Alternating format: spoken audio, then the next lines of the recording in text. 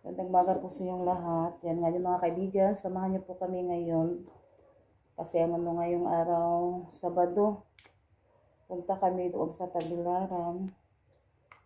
Yan, sana ma-okay lang po yung pag ano ni namin doon sa Tagbilaran mga kaibigan. Follow up, check up.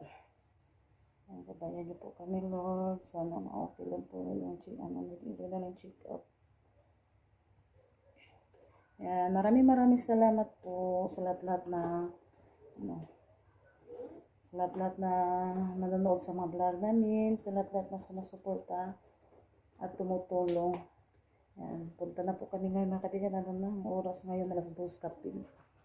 Yan, hindi na lang ako naligo kasi yung napunta kami doon tapos naligo kami ng madaling araw. Grabe yung tiyan ko, sakit. Kaya naghatbat lang kami ni Rinalyn. Yan, samahan niyo po kami ngayon. Tapos kami nga. Dala tayo ng charger, nakalimutan ko. Punta na kami ng terminal. Sige, twin sa likod.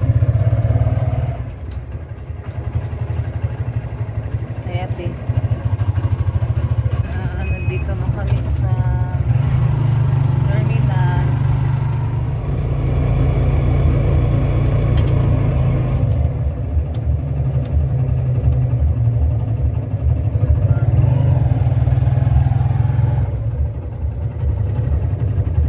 Galing sakay.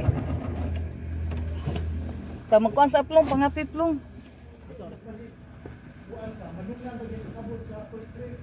Kasi na oras.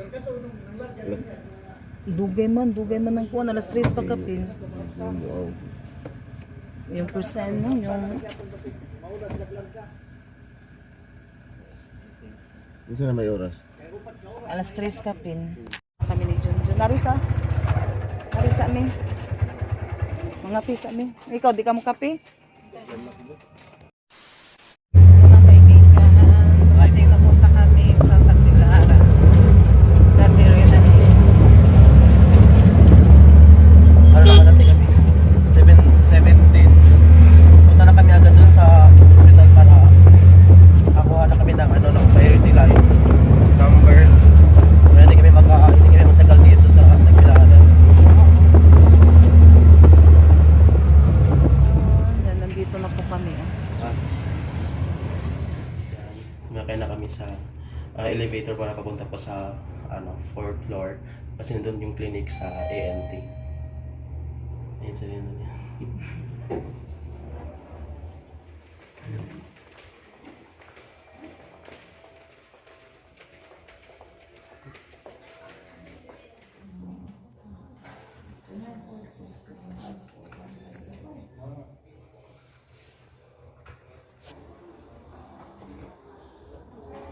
Yan, sila na Rinalyn sunod na kami sa private.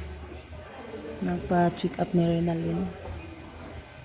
Si Edwin na lang po yung pumasok. Si Edwin na lang po yung kasama ni hindi masyadong makabahan si Rinalyn.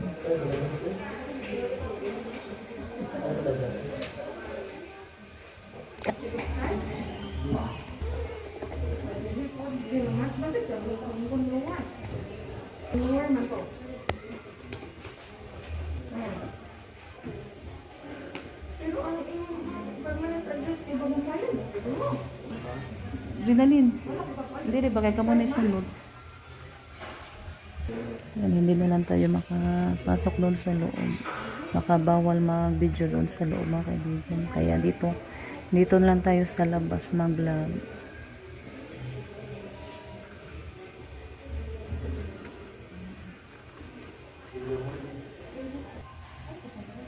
Religious rin na yung bata. Yung bata nakihagwa ni Rinalyn.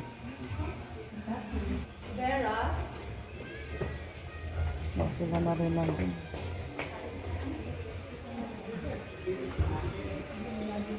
Yan, doon na sila sa loob mga kaibigan. Ay, sana okay lang po lahat.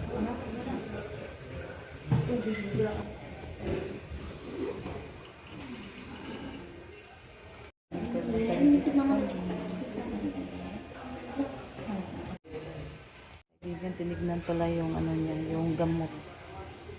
Mabuti na lang dinala ko yung gamot niya.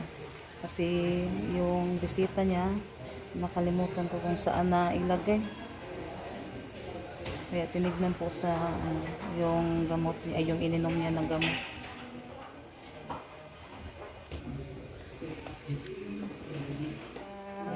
Tapos na kami Tapos na po kami. consult po sa ni Rialin. Thanks God Thanks kasi God. okay lang po yung resulta. So, bali, yung result sa endoscopy niya, okay naman daw po. Bali, may ano lang po siya na gamot na binigyan ng doktor para mag-maintain dahil may sinus Sinus pala niya mga kaibigan. Parang, ano tawag doon? Anong tawag doon? Namaga pala yung ano niya dito sa ilong niya. Sa ilong niya. Kaya nagkaroon po ng mga bleeding. So, sabi normal na lang okay daw naman yun. daw yung lalamunan niya. Bali, yung allergy lang niya na ano, na Bawal siya sa mga hindi pabango. mabawal. Kaya Tapos abog. may pang-spray din siya na binigay ng doktor para sa 1 month na 1 month na take niya. Then pagkatapos, pag okay na, hindi na kami babalik dito. Pag hindi pa okay, Babalik daw babalik kami. may pa-follow up check. Nag-ano muna kami. Ngaon sa ata. Kalabas na po kami.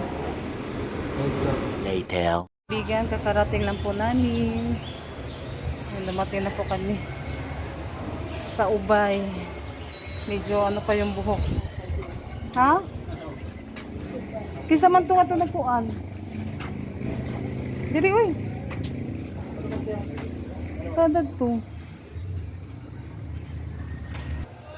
Yan. Ha, maone? Sakay na lang kami ng tricycle mga kaibigan. Hindi na lang kami sundo ni Junjun kasi hatid na lang din po kami ni Edwin doon sa Tuburan. Kasi mag-ano pa siya, mag-explain. Si Edwin kasi yung kasama ni Rinalyn yung nandoon na sa loob. Eh, si Edwin po yung mag-explain na Hindi maya. kasi kami, bawal kasi mag-video doon. Oo, doon sa loob. Kaya doon lang kami sa labas, nakapag-video. Si Rinalyn. Later. Ay po mga kaibigan, magandang hapon po sa inyong lahat. So ngayon po mga kaibigan, nakawin na kami ni ate, galing po sa Tagbilaran sa pag-consultation po ni Rinalyn. So dito na kami sa bahay ni ate Evan at ngayon po i-explain ko po sa inyo kung ano po yung in-explain sa akin ng doktor, yung pagpapasulta po kasi papunta namin doon hindi kasi pwede makapag-video po makapams kasi bawal po, ay mga kaibigan kasi bawal po. So bali okay na po yung yung pag-consultation ni Rinalyn. Then nalaman na po kung ano yung cause of niya, yung nahirapan sa huminga at saka nagkaroon siya ng sinus at yung throat niya is masakit. So bali pag-consultan niya, nalaman po namin yung sa nose niya is sa endoscopy. So bali nagkaroon para siya ng hyperamic and congested metal turbinates with clear mucoid discharges, allergic rhinitis with asthma. So yun po yung findings na endoscopy po niya mga kaibigan. So bali ipakita ko sa inyo kung ano po yung dahilan kung bakit po nagkaroon po siya ng sa ilong niya. Kaya pa nag-cause ng mga ng bleeding dahil nagkaroon po siya ng namaga yung niya, yung ilong. Yun po lahat kaya masakit po niya.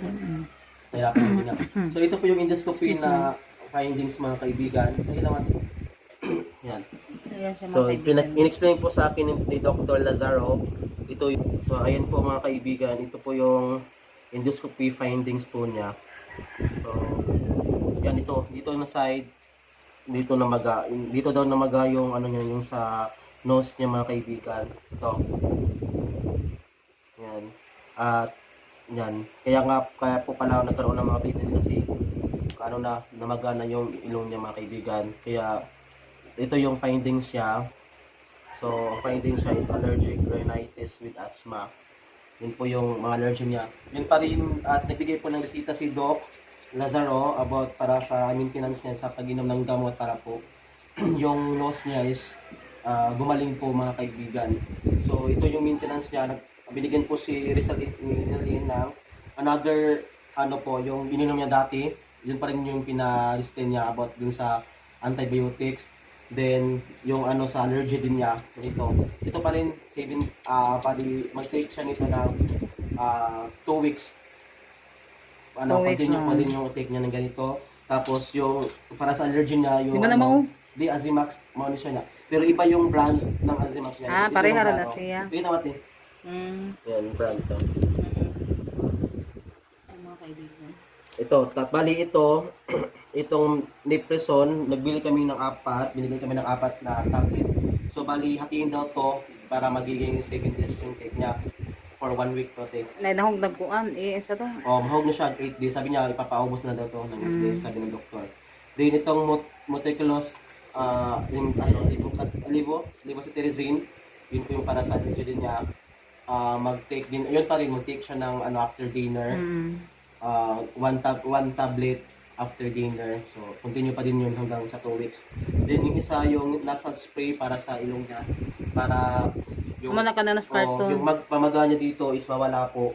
So, bali, 2 times per day yung pag-spray niya sa ilong niya. At in-explain ko din kami sa doktor kung paano yung gawin yung pag-spray nito. So, bali, explain yung dalawang dito. Ano ko butas. magplungsay ko na niya. I-spray lang to, dalawang butas, tapos i-inhale lang po siya. Yun lang po. At alam na nila rin yung explain ko na nila. Dala siya pag-spray. Yan. Spray, ganun. Uyugo na siya. Yun nga. Tapos spray, Niya sa inhale, pikas. exhale. Hanggang, parang maintenance to hanggang 1 month to mga kaibigan. So, everyday po siya magpa-spray dito. Bali, 2 times a day, maaga, tapos hapon. Pwede hapon, pwede gabi. Yun, thanks God, lahat ng result, okay naman yung result mo mga kaibigan. So, hindi daw kami mag-alala kasi hindi naman daw TB yung sakit niya. Saka hindi din yung yung sa lalamunan niya, yung tawag dito. Tonsil. Hindi, may tonsillitis sa dati, yung dati yung pinakasik. Hindi siya yung tawag ba yung... Tilaok? Ano to? Twitter? Di sa Twitter po mga kaibigan. So, bali, na talaga, yung allergy niya. Sinus niya at saka yung yung sa lalamunan niya. Chinig din yung lalamunan niya. Ako pa, may pinalagay ng doon. Chinig yung lalamunan. Okay naman daw yung lalamunan po yung mga kaibigan. Yung nag-trigger lang talaga niya is namaga yung sa ilong niya. Yun po yung causes na nagkaroon siya ng mga bleeding sa ilong. Akala niya is sa loob ng bagat yung hindi pala. Sabi naman daw huwag kang mag-alala kasi mag-maintain lang sa tangot at continue lang yung maintain. Maging okay din lahat. So, bali, yun nga yung inaalala namin dahil nag-bleeding ba o nagturo ko. Tapos pagtura niya may dugo. Kaya doon yung nag-alala kami. Sa sinus pala yun niya. Yun pala, yung sa ilong niya. May sugat na nga yung yun nga. Ito may sugat na ng sugat.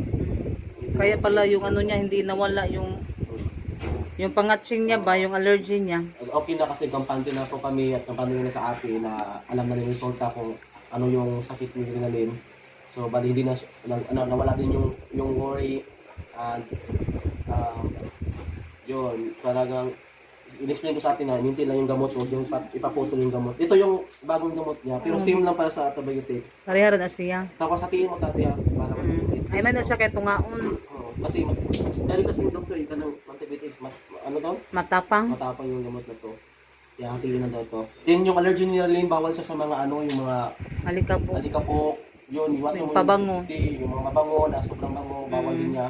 At saka yung mga pagkain, yung mga oily foods, yung mga processed foods, bawal siya. Yung kahit pa sa yung bawal niya Huwag kainin.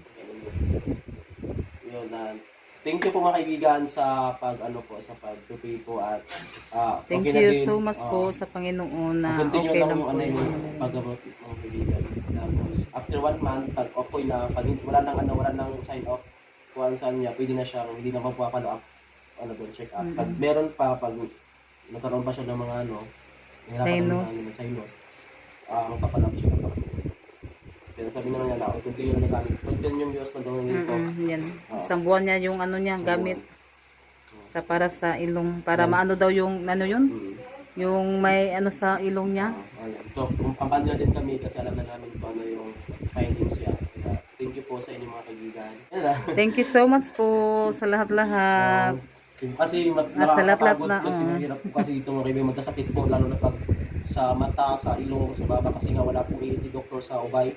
So talagang lahat ng mga may sakit naman ganun doon sa malayo. hindi pa talaga sa Tagbilaran. Layo-layo pa, sobrang layo po sa mahal pa ng pamasahe. Kaya yun. nabuti namin na ma-check up talaga siya, mag-consult po talaga para alam po namin kung ano yung ipapatik na mga gamot ko mga kaibigan. At alam namin kung ano yung sakit. Ayan, alam namin lahat yung hindi na siya nag-aalala. So huwag kayong magpapanik pag next time, relax lang. Yung mga Kasi ganun. sabi ng doktor, huwag na magpapanik kasi hindi na mag-trigger yung ano, yung Ang mahirapan panic. niya, hindi niya alam po anong gawin. Ayan. So, yan po mga kaibigan, mamaya din ako ulit lang kasi magpapahinga din ako. Yan, explain na ni Edwin. Thank you so much po talaga sa inyong lahat mga kaibigan at lalong-lalo na po sa Panginoon na okay lang po yung ano ni Renalyn.